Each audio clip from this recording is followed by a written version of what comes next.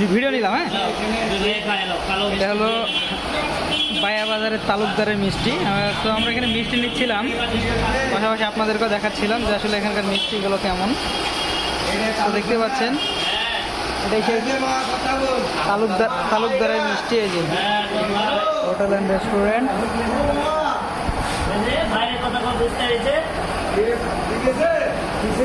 তালুকদারের মিষ্টি।